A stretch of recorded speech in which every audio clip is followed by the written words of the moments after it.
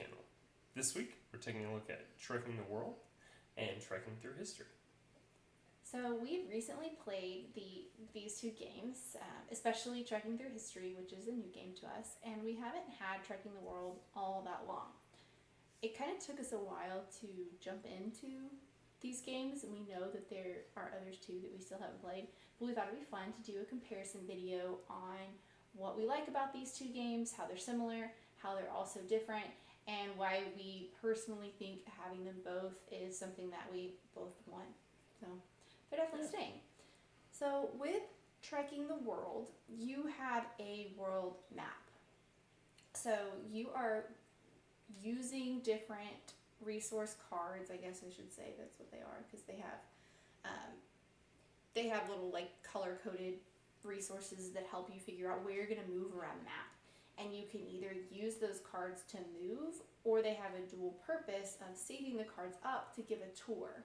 So there's different actions that you can do to earn different amounts of points in Trekking the World. It's very movement focused. Yeah. Is there a lot of like blocking each other in that one? Like I'm trying to think. Can you share spaces? You can't share spaces in that one, so Okay. you can skip over people and things like that. You're going around the map collecting different, they call them souvenirs of different colors.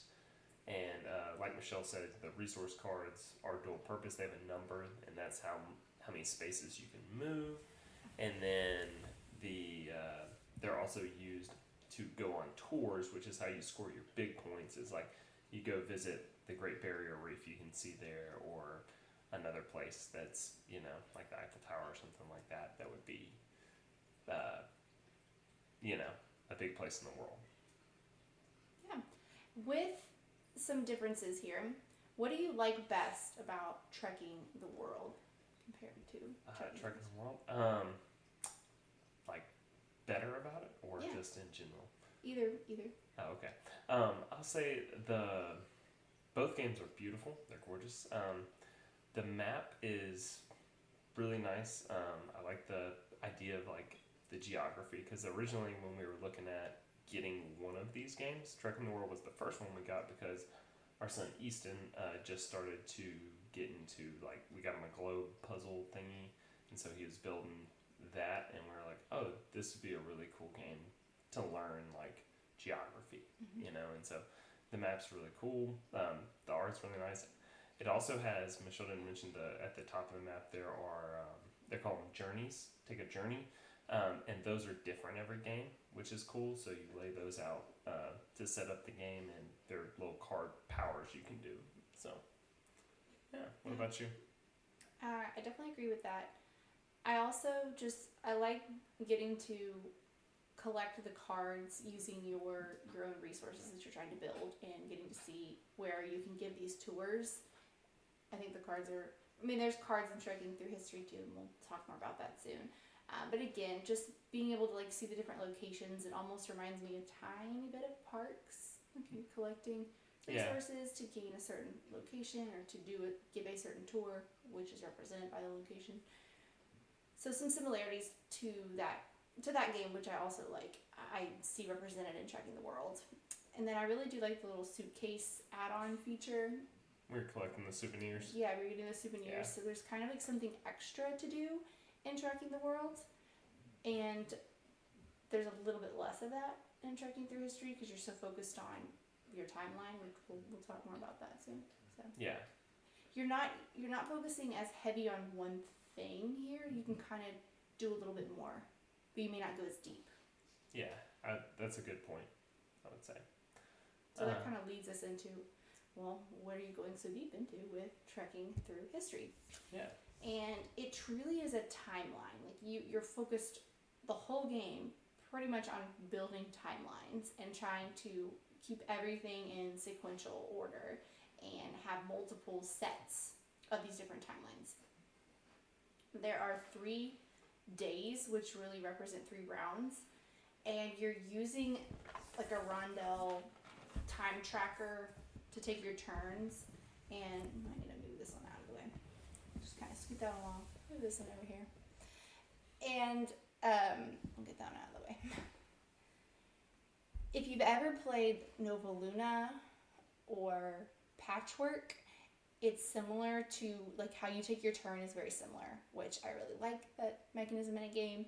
So each time that you're taking your turn, you're going to take up a certain amount of time, and as long as you're the last person in turn order, it's still your turn. Yeah, as long as you're the last on that clock thing you can see at the bottom of the box there. Mm-hmm. But yeah. So there's opportunity to go twice in a row in this game. Mm-hmm. It just means that your action may not be as beefy as somebody who's taking an action that takes up a whole bunch more time.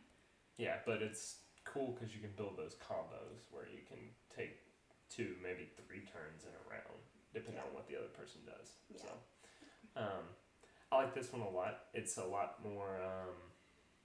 It has that set collection aspect that you mentioned, but in this one, it's more of the cards are the set collection.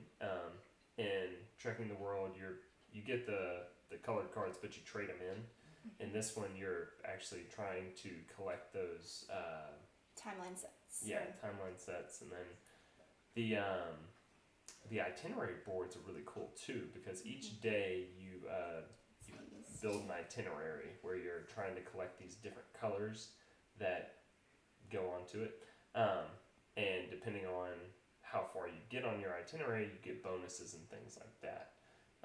And then the different places you visit in history, that's kind of what fills those. So. Mm-hmm. And you're trying, obviously, like the bigger sets you can make, the more points you get.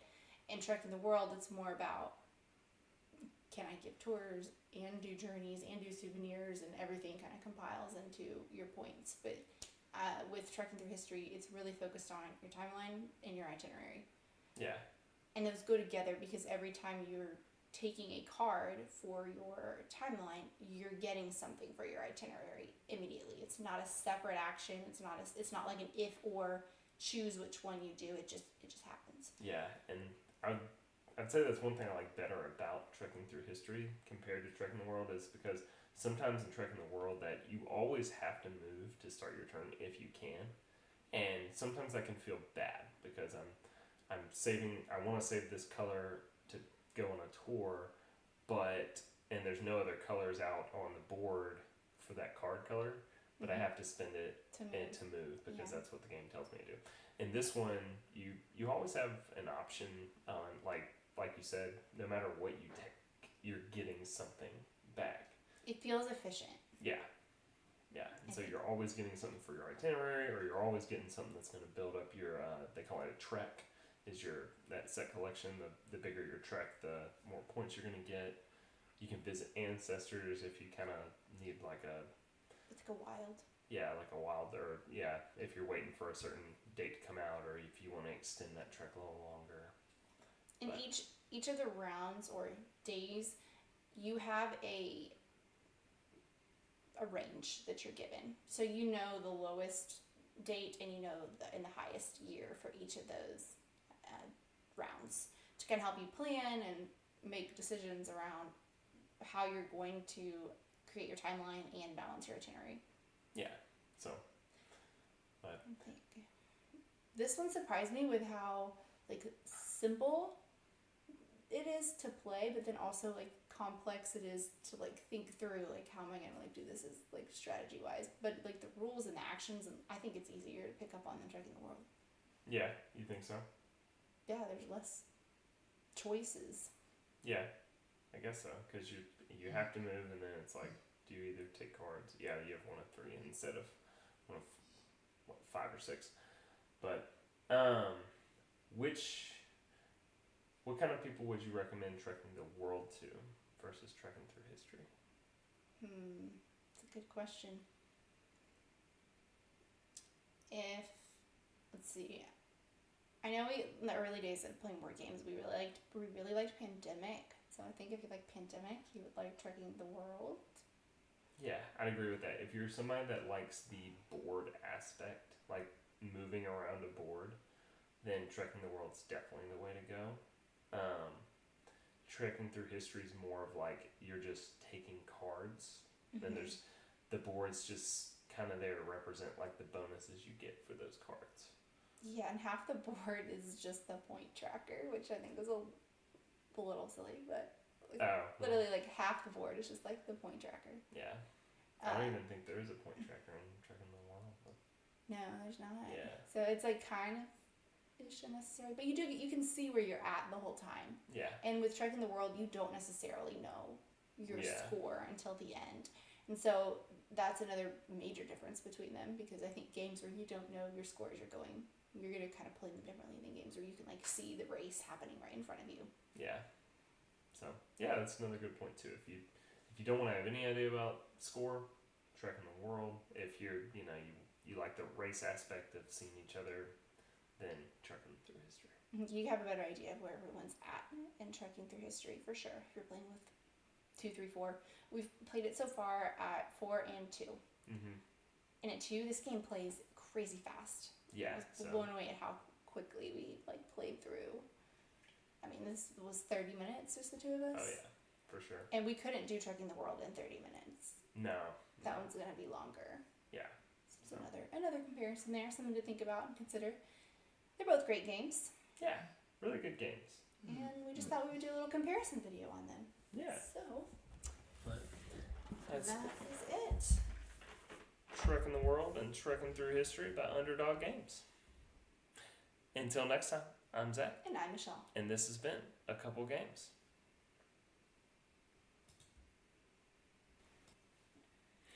We would love to hear what you think about Trekking Through History and Trekking the World. If you've played them, let us know if you like one or the other better, or if there's certain components that you like about one versus the other. And then please like and subscribe.